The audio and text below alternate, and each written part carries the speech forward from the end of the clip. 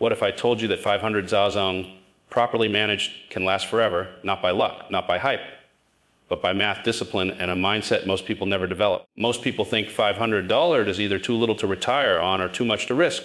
Both beliefs are wrong. The truth is, money doesn't disappear, it leaks through bad decisions. In this video, we break down the math of discipline and the thinking required to make 500 Zaozong work for you forever without gambling your future or chasing fantasies. Most people are trained, almost unconsciously, to think of money as something that exists to be spent. From the first paycheck to the first bonus, the focus is always on what the money can buy, not on what the money can become. That mindset is exactly why wealth is so fragile for so many people. The moment you flip that thinking, the entire game changes. The real goal is not to spend the money, enjoy the money, or even grow the money aggressively. The real goal is to protect the engine that produces everything else. That engine is the principle. When the principle survives, your lifestyle survives with it. Think of money like a machine, not a pile of cash. A machine that generates income, options, and freedom over time. If you start pulling pieces out of the machine to satisfy short-term desires, the machine slows down, then eventually stops. Most financial disasters don't happen because people didn't earn enough. They happen because people slowly dismantled their own engine without realizing it. A little extra spending here, a bigger lifestyle upgrade there, a risky decision justified by confidence rather than math. Over time, the engine weakens, and when it's finally needed most, it can't perform. Protecting the principle is about understanding permanence. Money that remains invested, productive, and intact has the power to regenerate what you take from it. Money that is consumed loses that power forever. This is why wealthy thinkers obsess over downside protection. They don't ask, how much can I make this year? They ask, how do I make sure I'm still here 10, 20, 30 years from now? Survival comes first. Growth comes second. Without survival, growth is meaningless. Once this clicks, spending stops being emotional and starts being strategic. You stop measuring purchases by desire and start measuring them by impact. Every dollar spent is weighed against what it could have become if it stayed inside the engine. That doesn't mean living in fear or deprivation. It means understanding that true freedom comes from durability, not indulgence. A lifestyle funded by returns is very different from a lifestyle funded by liquidation.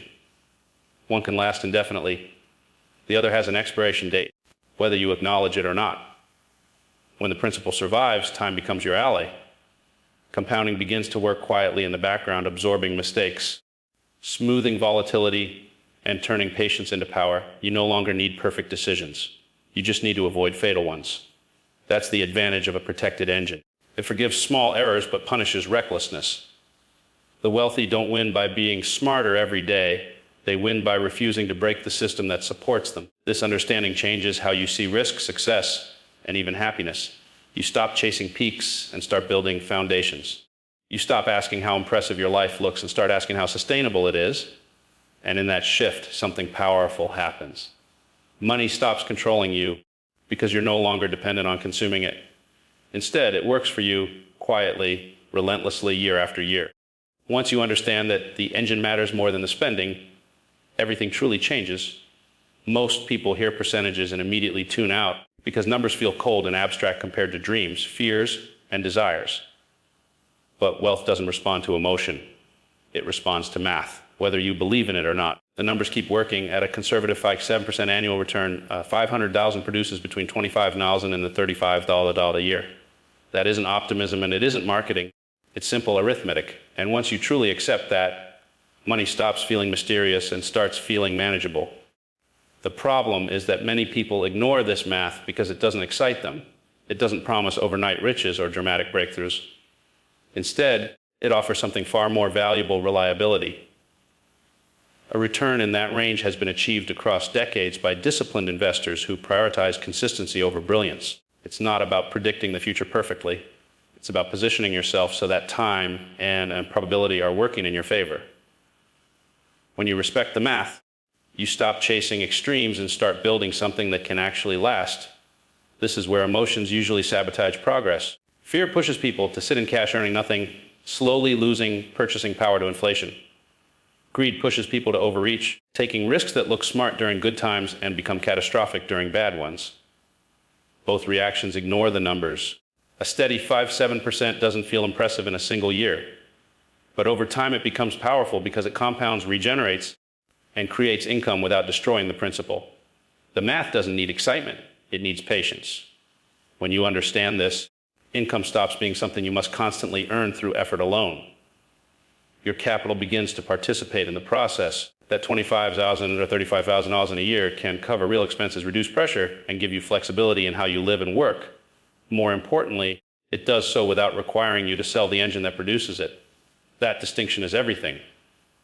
Selling assets to fund life is a losing strategy. Letting assets fund life through returns is how wealth sustains itself. Respecting numbers also means accepting limits. The math sets boundaries on what is sustainable and what is reckless. If you try to pull more income than the return allows, you are no longer working with the math. You are fighting it. And the math always wins. Wealthy thinkers understand this intuitively. They design their lifestyles around what the numbers can support, not around what their emotions demand in the moment. Over time, this approach creates a quiet confidence. You don't need constant reassurance from markets or opinions. You know what the capital can reasonably produce, and you live within that framework. That's how stress disappears from financial decisions. Not through hope, not through bold predictions, but through clarity. Wealth doesn't begin with a big win. It begins with respecting arithmetic. When you let numbers lead and keep emotions in check, money becomes predictable, durable, and supportive instead of fragile and stressful. That's the difference between owning capital and being owned by it. Your withdrawal rate is not a small detail in your financial plan.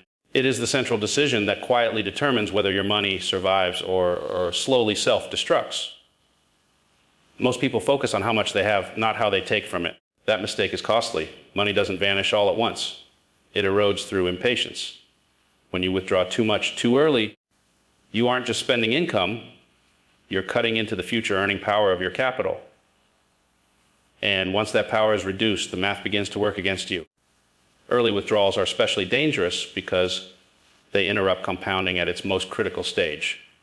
The first years are when time has the greatest leverage. Pulling aggressively during this period is like removing bricks from a foundation before the building is finished. It might still stand for a while, but its long-term stability is compromised. Markets fluctuate, returns are uneven, and when a downturn hits, a portfolio that has been overdrawn has no margin for recovery. This is how temporary market declines turn into permanent financial damage. Discipline is what prevents this outcome. Not discipline as restriction, but discipline as structure. It's the ability to set rules in calm moments and follow them during emotional ones. The market will test you. There will be years when returns are strong and spending more feels justified. There will also be years when fear pushes you to withdraw just to feel safe.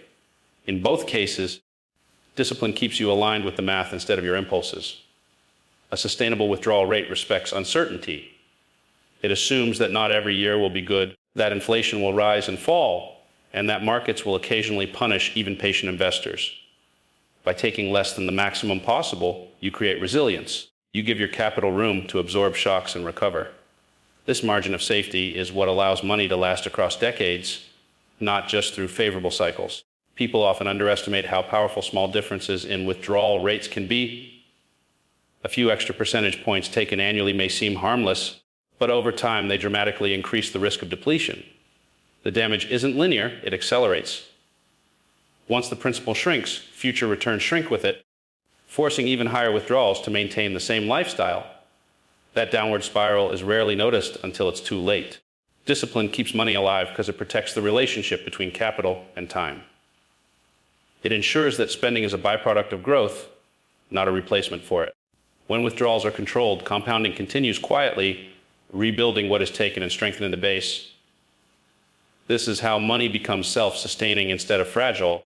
In the end, destiny isn't decided by market headlines or economic forecasts. It's decided by behavior repeated consistently over years. Those who respect withdrawal rates understand that wealth is not about maximizing pleasure today, but about preserving choice tomorrow. Discipline doesn't feel dramatic, but it is the invisible force that separates temporary comfort from lasting financial independence.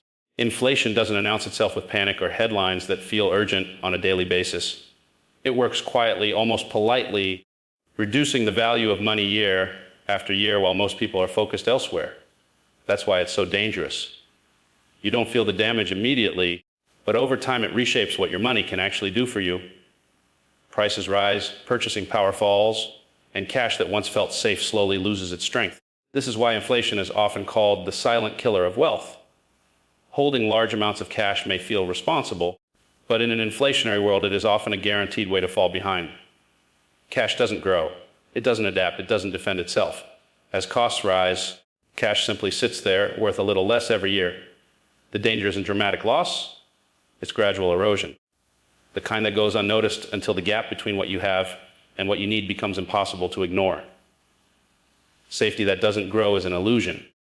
This is where ownership changes everything. Assets that generate and grow earnings have a built in response to inflation. When prices rise, revenues tend to rise with them. Businesses adjust, rents increase, earnings expand. Ownership allows your money to move with the economy instead of being crushed by it. Instead of watching costs climb while your resources stay flat, your capital participates in that growth. The key distinction is between storing value and producing value. Cash stores value temporarily, but it does not create it. Productive assets create value continuously. They generate income streams that can adjust over time, providing a natural hedge against rising prices. This doesn't mean every asset is immune or that risk disappears. It means that ownership gives you a fighting chance, while cash alone guarantees slow defeat. Many people misunderstand inflation protection as something complex or speculative. In reality, it's rooted in a simple principle: money must grow at least as fast as the world around it. Assets that reinvest earnings, improve productivity, and increase pricing power naturally move in that direction. Over long periods, this growth compounds, turning inflation from a threat into a manageable factor. Fear often keeps people stuck in cash, especially during uncertain times. Volatility feels dangerous, while inflation feels abstract. But volatility is temporary and visible. Inflation is permanent and invisible. Choosing cash for emotional comfort can feel rational in the short term, but over decades it quietly undermines financial independence. Ownership also changes mindset. When you own productive assets, you stop measuring wealth by how much money you have sitting still and start measuring it by what your money can do. You become less reactive to headlines and more focused on long-term earning power. That shift builds resilience, not just financially, but psychologically. Inflation may never be fully eliminated, but it doesn't have to be feared. When your assets grow earnings over time, inflation becomes just another variable, not a fatal threat. Cash weakens under pressure, ownership adapts, and over the long run, adaptability is what keeps wealth alive. Most people confuse movement with danger. When markets swing sharply, it feels like something is breaking, and the natural human response is fear. But volatility is not the enemy. It is simply the visible motion of prices reacting to information, uncertainty, and emotion. Real risk doesn't come from markets moving up and down. It comes from how investors respond to that movement. Panic turns temporary fluctuations into permanent losses, and that is where wealth is truly destroyed. Markets have always been volatile. Every era has had its crashes, corrections, and moments of chaos. Yet over time, markets have also rewarded patience, discipline, and rational decision-making. Volatility is the price of admission for long-term returns. Without it, there would be no opportunity. The problem is that when volatility arrives, logic often disappears. People sell not because the underlying value has changed, but because fear overwhelms reason. Panic forces decisions to be made at the worst possible moments. Assets are sold after they've already fallen, locking in losses that might have recovered with time. Plans built during calm periods are abandoned during stress, replaced by impulsive actions driven by headlines and noise. This behavior doesn't just reduce returns, it erases the very advantage that long-term investing provides. Rational investors understand that chaos is not a signal to flee, but a test of discipline. They recognize that emotions are unreliable guides, especially when uncertainty is high. Instead of reacting to price movements, they focus on fundamentals, long-term trends, and probability. They accept that discomfort is part of the process and that short-term pain does not equal long-term failure. Staying rational during chaos is not about being emotionless. It's about being prepared. It means having a strategy before volatility hits and trusting it when emotion tries to override it. This preparation turns volatility from a threat into an opportunity. When others are panicking, rational investors are often able to rebalance, add to strong positions, or simply do nothing and let time work. History consistently shows that the biggest gains often follow periods of extreme fear.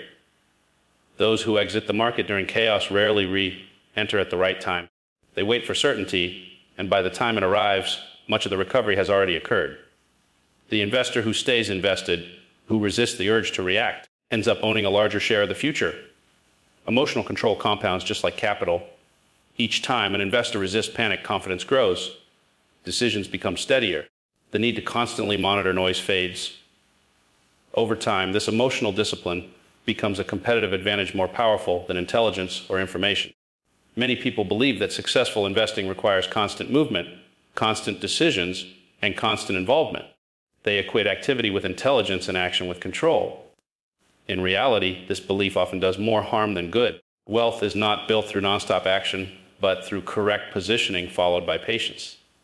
Once capital is placed in a position where it can grow, the most powerful move is often to step back and let time do its work. Correct positioning means aligning your money with long-term forces rather than short-term noise. It's about choosing assets, strategies, and structures that are designed to benefit from growth over years, not days. When positioning is right, returns don't depend on perfect timing or frequent adjustments. They depend on endurance. The problem is that many investors can't tolerate stillness. They feel the need to intervene, to adjust, to react, especially when markets become volatile or headlines become loud. Every unnecessary action introduces friction. Taxes, fees, timing errors, and emotional decisions quietly eat away at returns. Even well-intentioned moves can disrupt compounding by pulling capital out of productive positions at the wrong time. Compounding is fragile in the short term, but powerful in the long term. It needs consistency more than creativity. Constant interference breaks the chain that allows growth to accelerate over time. Markets reward those who can sit through discomfort. When prices fluctuate, the urge to act feels justified, even responsible. But most of the time, reacting to short-term movements does not improve outcomes. It simply replaces a long-term plan with short-term emotion. Correct positioning already accounts for uncertainty. It assumes that markets will rise, fall, and surprise. Interfering because of those normal movements undermines the very logic of long-term investing. When you stop interfering, something important happens. Time becomes an active partner instead of an enemy. Returns begin to stack on top of returns. Growth feeds on itself. This is how ordinary gains turn into extraordinary outcomes, not through constant optimization, but through uninterrupted compounding. The less you disrupt the process, the more powerful it becomes. This approach requires humility. It means accepting that you don't need to predict every market move or respond to every piece of information. It means trusting a well-thought-out strategy even when doing nothing feels uncomfortable. The hardest part of investing is often not making decisions, but resisting the urge to make unnecessary ones. Correct positioning also creates mental clarity. Instead of being consumed by daily fluctuations, you focus on the bigger picture. You evaluate progress over years, not weeks. Stress decreases because your success is no longer tied to constant vigilance. Wealth becomes quieter, steadier, and more reliable. The biggest threat to 500,000 isn't some sudden market crash or a catastrophic investment mistake. It's lifestyle inflation. This is the subtle, silent erosion of wealth that creeps in when your spending habits expand to match your income or portfolio growth. Most people think that once they hit a milestone like $500,000, they can start living a little more comfortably, buying nicer cars, taking extravagant vacations, or upgrading homes beyond what's necessary. On the surface, this seems harmless, even deserved, but it's a wealth killer. Each dollar spent beyond necessity is a dollar no longer working for you, a dollar removed from the engine that could generate even more wealth over time. Discipline becomes the invisible shield that protects your financial future. Yet it is so often the first thing sacrificed when lifestyle inflation sets in. Most people underestimate just how quickly small increases in spending snowball in unsustainable outflows. A modest increase of a few $1,000s a year, compounded over decades, can quietly consume hundreds of thousands of dollars that could have otherwise been earning returns in a portfolio. It's not flashy, it's not glamorous, and it doesn't make for viral social media content, but it is the reality of building and preserving wealth. The real math is simple. If you allow spending to grow at 5% a year while your investments grow at only 6-7%, the margin of safety evaporates, leaving you vulnerable to downturns, market corrections, or life's unexpected expenses. Lifestyle inflation doesn't just eat into principal, it erodes the mindset necessary for disciplined investing. People start chasing gratification instead of compounding, trading patience for immediate reward. This mindset shift is often more damaging than any stock market crash. Wealth isn't just about accumulating money, it's about maintaining the engine that produces it. If $500 is your engine, lifestyle inflation is the termite quietly eating through the wood. Protecting your lifestyle means keeping spending in check, living below your means, and letting your money work for you, not against you. Every decision to overspend diminishes the compounding power that could last a lifetime. True financial security isn't about denying yourself enjoyment. It's about understanding the long-term impact of each dollar, prioritizing sustainability over momentary satisfaction, and committing to a disciplined approach that keeps your engine alive for decades. By recognizing the dangers of lifestyle inflation, you reclaim control over your financial destiny. The market may fluctuate, interest rates may rise and fall, and inflation may threaten your purchasing power, but no external force can dismantle your wealth faster than unchecked spending habits. Awareness, restraint, and intentionality are your weapons. Treat 500,000 not as a ticket to immediate indulgence, but as the foundation of generational wealth. Guard it, respect it, and let it continue to work for you year after year without being siphoned away by the seductive pressures of lifestyle inflation. This is where true financial power lies: discipline over desire, prudence over impulse, and the unwavering commitment to preserve the engine that supports everything you want in life. Diversification isn't just a buzzword or a checkbox on a financial plan. It's the lifeline that separates temporary setbacks from permanent failure. Too many people think of diversification as a way to feel safe, as if sprinkling money across a few assets will guarantee calm seas and steady growth. That's a comforting thought, but it misses the deeper truth. Diversification is about survival. Life is unpredictable, markets are volatile, and the economic environment is constantly shifting. No single investment, no matter how brilliant, can carry the entire weight of your financial future. The moment you put all your eggs in one basket, you expose yourself to risks you cannot control. A sudden downturn, a market correction, or a business failure can wipe out years of effort in an instant. But when your portfolio is diversified, when your wealth is spread across multiple engines, stocks, bonds, real estate businesses, and other growth opportunities, one slow engine doesn't spell disaster. It's the quiet reliability of having multiple sources of return that ensures your lifestyle and long-term goals remain intact, even when one area underperforms. Diversification forces you to think beyond emotions, beyond the excitement of chasing the next big thing. It compels you to consider resilience, sustainability, and adaptability. It's not glamorous, it's not flashy, and it doesn't generate headlines, but it creates the kind of financial foundation that lasts a lifetime. The investor who understands this doesn't panic when one part of the portfolio dips or lags. Instead, they see it as part of the system working as intended. Diversification is also a mindset, not just a strategy. It teaches patience, discipline, and respect for the uncontrollable forces of the market. It reminds you that you are not playing a single hand. You are building a system designed to endure. It also allows you to take calculated risks in areas where the upside is compelling, knowing that your other engines will continue to generate returns while one area is growing or recovering. The mathematics are simple but profound. Even if one segment loses value, the others keep compounding. That compounding doesn't just maintain wealth, it multiplies it over time. Survival isn't about avoiding losses completely, it's about ensuring that a loss in one area doesn't derail your entire plan. Wealth is not linear, and markets are rarely predictable. Diversification acknowledges reality. It doesn't pretend risk doesn't exist. Instead, it prepares for it, cushions the blows, and positions you to continue growing no matter what challenges arise. The investors who succeed over decades aren't those who predict perfectly. They are the ones who structure their portfolios to survive uncertainty, to keep engines running even when conditions are harsh, and to seize opportunities without jeopardizing the whole.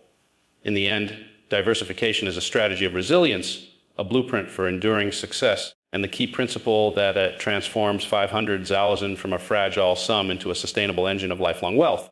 It's the ultimate insurance policy for anyone serious about preserving capital, maintaining lifestyle, and creating financial freedom that lasts across generations. Time is the most overlooked and yet most powerful force in building lasting wealth. Many people believe that success comes from brilliance, from finding that perfect stock, making the smartest trade, or predicting the market before anyone else. That illusion of genius is seductive, but it's rarely the path to enduring prosperity. In reality, time, patient, disciplined, relentless time is what compounds ordinary decisions into extraordinary results. The investor who understands this principle doesn't chase headlines, hype, or the latest or tip. Instead, they focus on making sound, repeatable choices and sticking with them over years, even decades. Consistency is the engine and time is the fuel. Average decisions applied consistently harness the exponential power of compounding.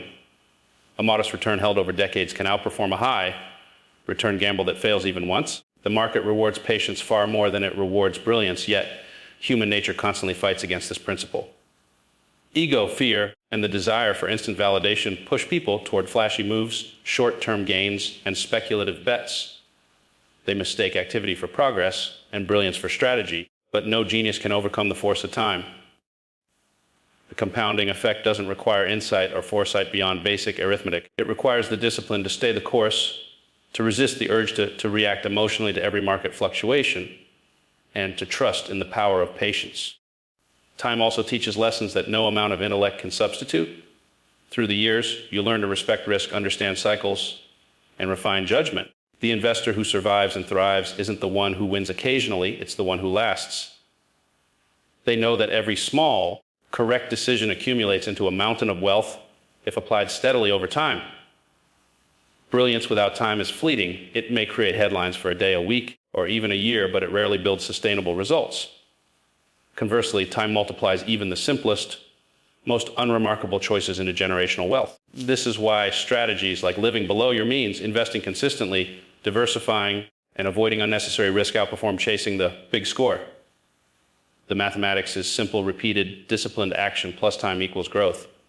Emotionless execution over months and years transforms a 500,000 into something far greater than a single brilliant move ever could. Time becomes a partner, compounding interest, earnings, and value, while ego-driven brilliance often dissipates in a flash of overconfidence. Ultimately, the lesson is clear: do not undervalue the power of consistency over flashiness, patience over genius, and long-term focus over short-term recognition. Let your money work for you steadily, let time amplify your efforts, and resist the seductive pull of ego and brilliance. When you harness the force of time, average decisions applied consistently beat brilliance every single time, and wealth becomes not a product of luck or genius, but a disciplined action compounded relentlessly over years. A 500,000 doesn't last because of market volatility, economic uncertainty, or unexpected expenses. It lasts because of mindset. Most people treat money as something to be spent, measured, and consumed, constantly asking, how much can I spend this year? That question is seductive. It promises freedom and enjoyment, but it subtly undermines the very foundation of wealth. When your focus is on spending, every decision becomes a compromise between immediate gratification and long-term survival. Each dollar drawn from the principal erodes the engine that could produce sustainable income for decades. The mindset that transforms 500,000 from a finite sum into a perpetual engine of wealth is not built around consumption. It is built around sustainability. Instead of asking how much you can take out, the question becomes, how do I stay in the game? This shift is not just semantics. It is a complete reorientation of priorities. It moves the conversation from ego-driven indulgence to strategic stewardship. Staying in the game means protecting the principal, respecting compounding, and making disciplined decisions that ensure your wealth continues to generate returns year after year. It requires a patient, long-term approach, resisting the temptation to react emotionally to short-term market swings or societal pressures to upgrade your lifestyle beyond what is sustainable. Every withdrawal decision is measured not by desire, but by durability. Every investment is evaluated not by potential hype, but by the certainty of long-term performance. When you adopt this mindset, 500,000 ceases to feel like a static number. It becomes an engine, a self-sustaining system that powers your lifestyle while continuing to grow quietly in the background. Staying in the game also demands emotional discipline. It requires the courage to say no to impulses, to delay gratification, and to prioritize survival over showmanship. The math is simple. If you consistently protect the principal and allow your assets to generate returns without unnecessary depletion, the power of compounding ensures that your wealth can outlast you. The question of how do I stay in the game keeps you focused on strategy over emotion, on control over chaos, and on longevity over momentary satisfaction. This perspective transforms money from a tool of consumption into a tool of freedom. It allows you to live with security, make choices with clarity, and endure economic fluctuations without panic. When the goal is staying in the game, every decision reinforces the longevity of your wealth. Lifestyle inflation, reckless withdrawals, and emotional reactions no longer dictate outcomes. Instead, patience, prudence, and disciplined stewardship become your guiding principles. A 500,000 managed with this mindset is no longer a finite sum, but a perpetual engine capable of supporting your lifestyle indefinitely while growing quietly in the background. The moment you stop asking, how much can I spend, and start asking, how do I stay in the game, you unlock the true power of money, the power to endure, compound, and provide freedom for a lifetime. This isn't about getting rich fast. This is about never being broke again. Respect the math, control your behavior, protect the principle, and let time do what it's always done for disciplined thinkers: build quiet, unbreakable wealth.